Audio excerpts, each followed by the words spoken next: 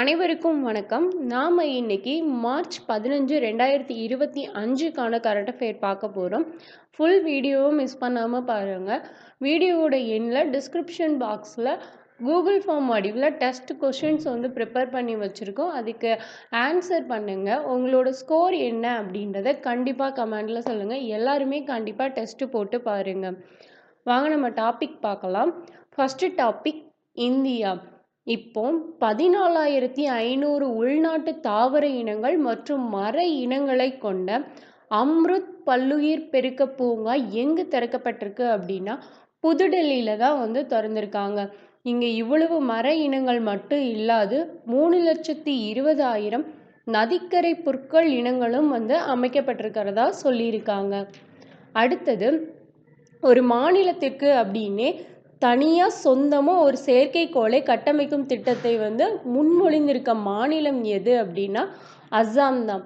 எந்த நிறுவனத்தோடு சேர்ந்து இதை பண்ண போகிறாங்க அப்படின்னா இந்தியன் ஸ்பேஸ் அப்படின்ற ஒரு நிறுவனத்தோடு இணைந்து தான் இந்த திட்டத்தை செயல்படுத்த போகிறாங்க.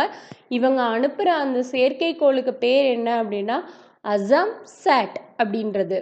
அடுத்த டாபிக் விருதுகள். யுனெஸ்கோ அமைப்பானது பொறியியல் மற்றும் கணினி அறிவியல் பிரிவில் சிறந்தவர்களுக்காக வழங்கக்கூடிய the world academy of science அப்படின்ற விருது கொடுக்குறாங்க. இந்த வருஷம் அதை காரக்பூர் ஐஐடி பேராசிரியரான சுமன் சக்கரவர்த்தி அவங்களுக்கு தான் கொடுத்துருக்காங்க. இந்த விருது 2 வருடங்களுக்கு ஒரு முறை வழங்கப்படும். அடுத்த டாபிக் இசை விழா. இளையராஜா அவர்களின் 50 ஆண்டு கால இசை பயணத்தை கொண்டாடும் விதமாக முதல் மேற்கத்திய பாரம்பரிய சிம்போனி வெளியிட்டிருக்காங்க. என்ன பேர்ல அப்படின்னா வேலியண்ட் அப்படின்ற பேர்ல வெளியிடப்பட்டிருக்கு.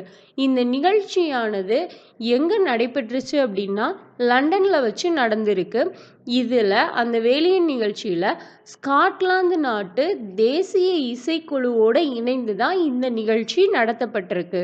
அடுத்த டாபிக் சர்வதேச நிகழ்வுகள்.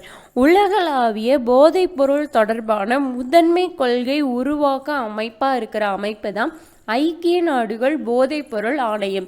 இந்த ஆணையத்தோட 68வது அமர்வு இப்போ ரீசெண்டாக நடந்துச்சு. இந்த அமர்வின் தலைமை பொறுப்பு ஏற்ற நாடு எது அப்படின்னா நம்மளோட இந்தியா தான்.